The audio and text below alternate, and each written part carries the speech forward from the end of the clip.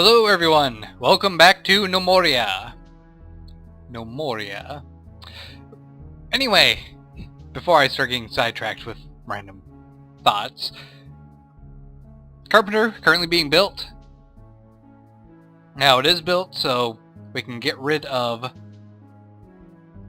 not clean floor, deconstruct. We can get rid of our crude workbench, which will free up some resources. You know, just another log and a stone. Not really major, but kind of important to have. So I've been debating, what do I want to do for my gnomes? What do I want to do for my settlement? I got a couple options. I could play it like Dwarf Fortress and just build everything underground and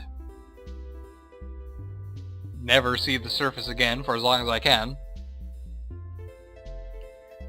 Or I can go the route of towns and build houses out in the open. Make it look more like a settlement. Honestly, I kind of like that idea. Making a settlement looking place. And shouldn't be too difficult to do. And we have plenty of wood. There's an infinite amount of stone, essentially. So how about I start doing that? I can make tons of stone blocks very easily. Stone's made of serpentine. It's interesting.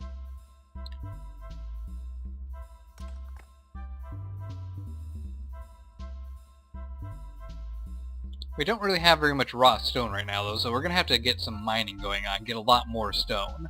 Drain mine wall.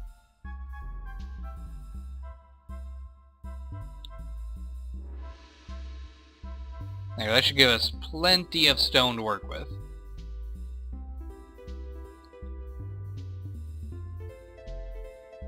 Oh, let's see. If we're going to be building houses out in the open, we're going to have to do some deforestation. And there goes my phone. So let's go to fell trees. I'm not too worried about getting a bunch of clippings right now because there's plenty of trees around the map for me. So I can always get more clippings whenever I feel like. There are tons of apple trees up here. I should really get a big apple grove going.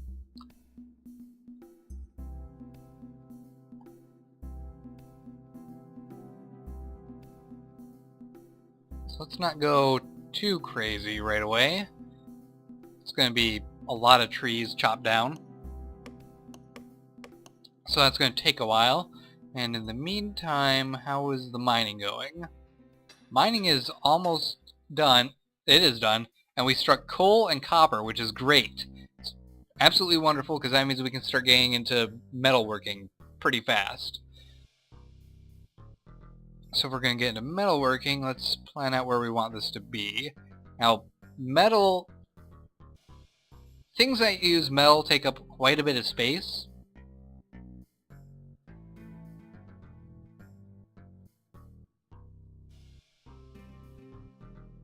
So I'm just going to go with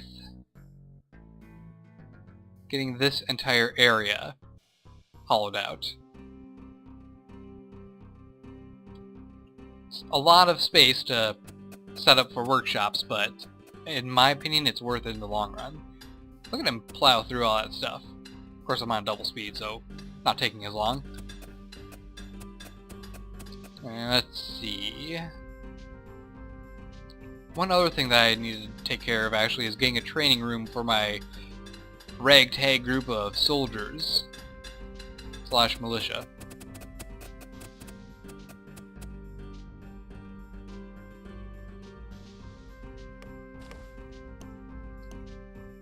That way they can get better at fighting, so whenever we see some baddies around, we can actually take care of them. A training room requires a 5x5 space. And it requires a training dummy.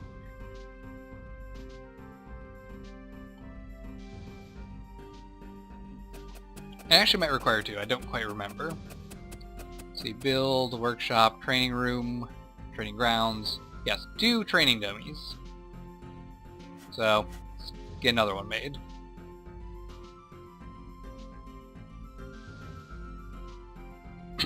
And look at my stockpile, it's getting a little bit full, so I also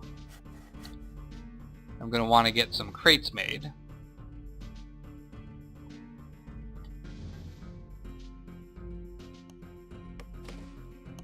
Deforestation is going well. I can start turning this area over here into a small housing area. And I think what I will end up doing is turning this entire area on this side of the map into farmland.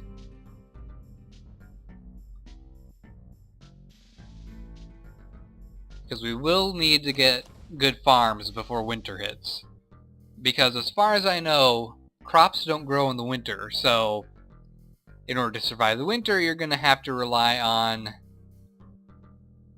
everything that you managed to gather before then.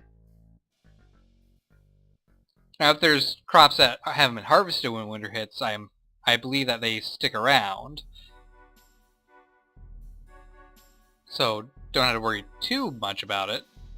Still, best to make sure.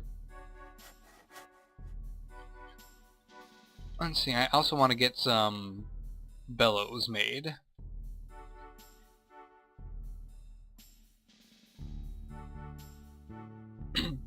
Alright, so that's a long list of things that need to be crafted, and my gnomes are going to be busy for a little while. I got the foresting's done. That means my woodcutters are available for carpentry now.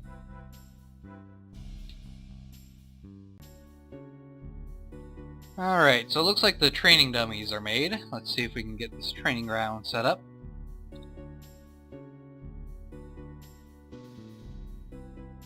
I will place it like that. And we also have some crates made, so let's get them set up in the storage room.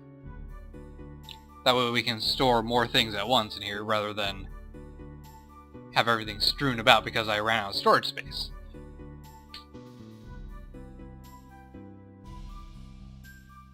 There you go, that's looking much more organized. Alright, so training grounds are made. Now if we go in here, we can tell certain squads to go in at certain times of the day.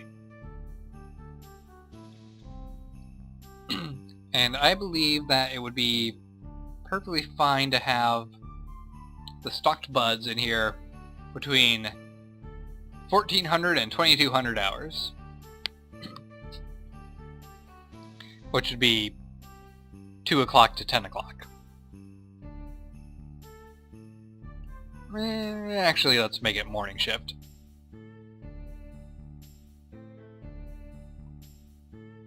So, they'll start their training tomorrow. Now, training is important because it makes them more capable at fighting. Which, if you don't train them, they're gonna most likely be eaten by the first honey badger that shows up.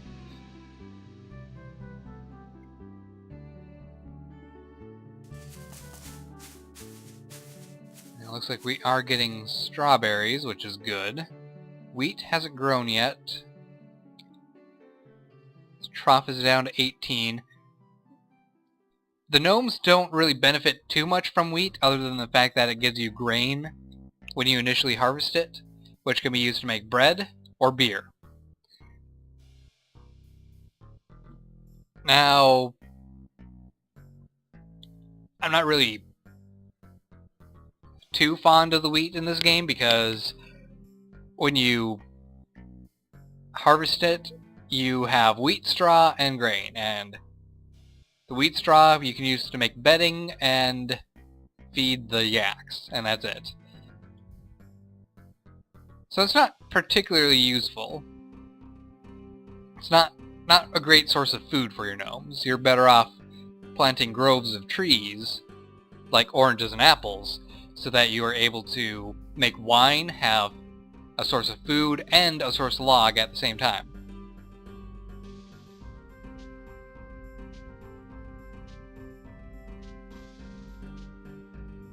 And it looks like I might have already filled up those storage crates. That was pretty fast.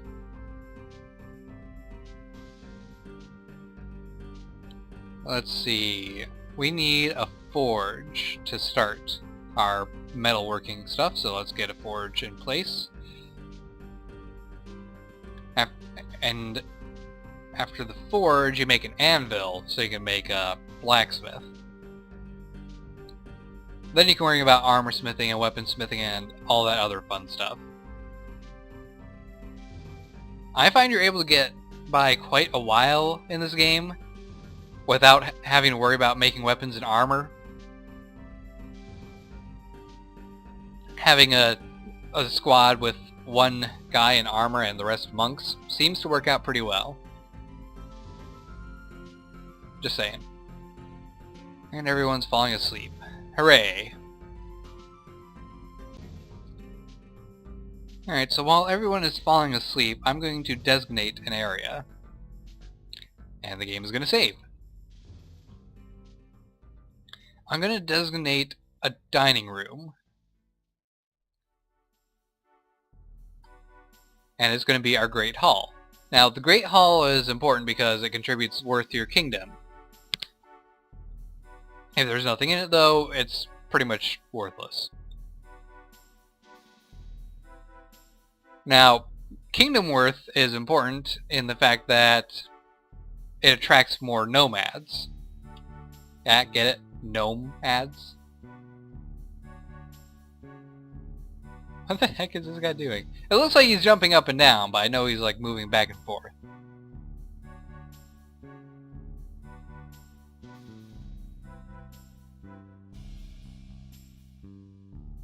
Couldn't even click him. Let's say we have 3 of our squad members in there doing some training. Our leader is unfortunately sleeping. Well, that's fine.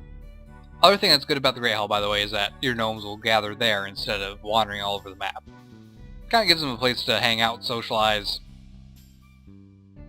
swap bubblegum cards, I don't know. So yeah, while everyone is busy, we're going to start working on...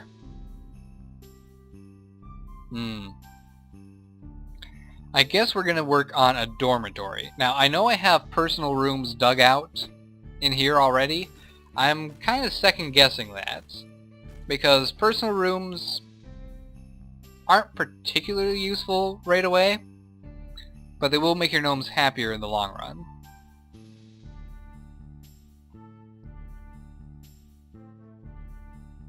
See, I want to designate a stockpile quick. And we're going to put plants in here.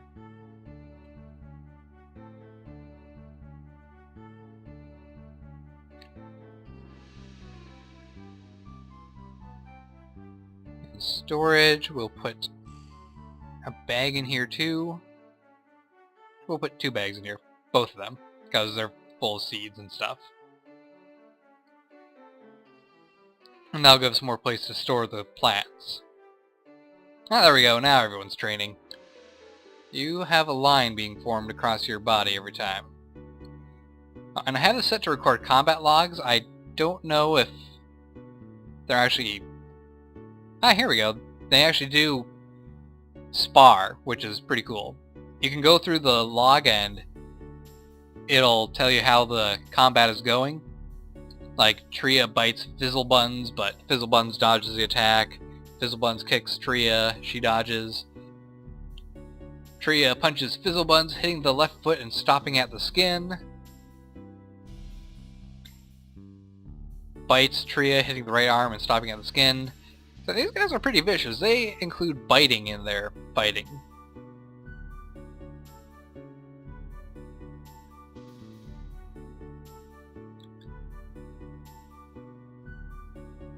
Let's see, that's Avaspen, that's Tria, Hess, Gas, Fizzlebuns is over here somewhere. And now they're all freaking out. Go ahead, freak out, guys. Now the reason I chose the farmers and the builders to be the guys who do the monk stuff is because they don't equip anything for their jobs. So they're always unarmed, which makes them better at the job, at the guard position. And if there's periods of time where you're not having to build a bunch of things, they're actually pretty useful. Now while the farmers are in there, the crops will just keep growing. So let's see. I want to make sure we have plenty of engraved stone, or stone blocks I mean, excuse me. So I'm going to say craft to 60.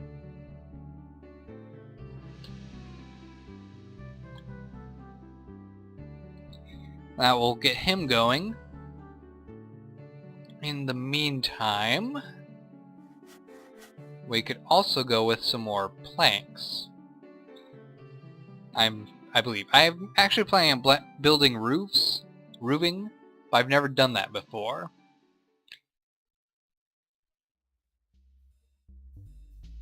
Let's see, thatch incline. That uses straw.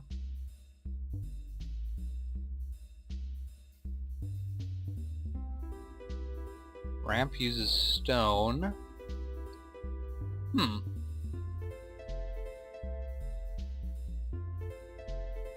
Stairs will use planks. So I could make the roofing out of stairs, which would look kind of weird. But I don't have the thatch for it. You know, maybe I should just give up on the idea of building a settlement outdoors until I actually have stuff indoors taken care of. It might be the smart idea.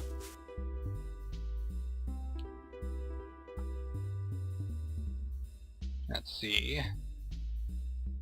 At the very least I can get tables built and surround them with chairs.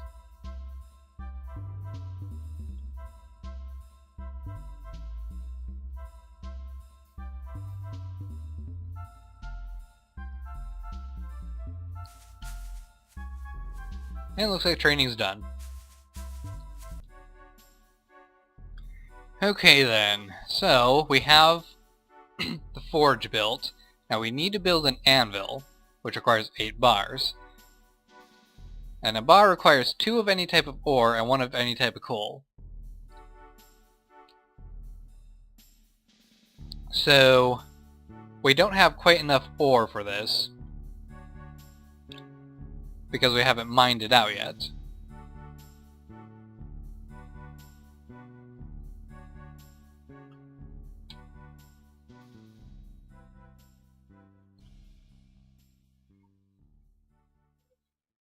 Now, we don't actually have anyone who can do blacksmithing as far as I know, because everyone is assigned to their basic tasks, their beginning tasks. But I believe that until we have more variety and people that we can have working on things, it would be better to just have the miners able to be doing the smithing.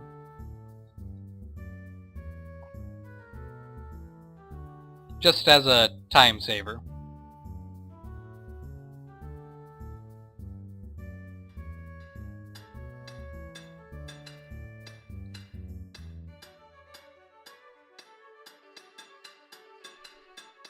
So after they're done digging out the wall, they will gather up the ore and start smelting it.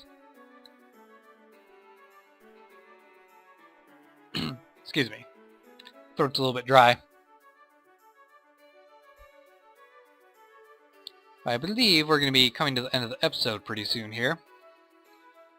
This episode's not going to be too spectacular, but it's got some new things that I talked about, so I guess it's a success in a way. People are gathering at the Great Hall to eat. Someone is starting to show up to actually do some smelting, though he's moving pretty slowly, so it looks like he's going to fall asleep pretty soon. Lazy gnome. as I yawn. Yep, he fell asleep on the stairs. How unfortunate.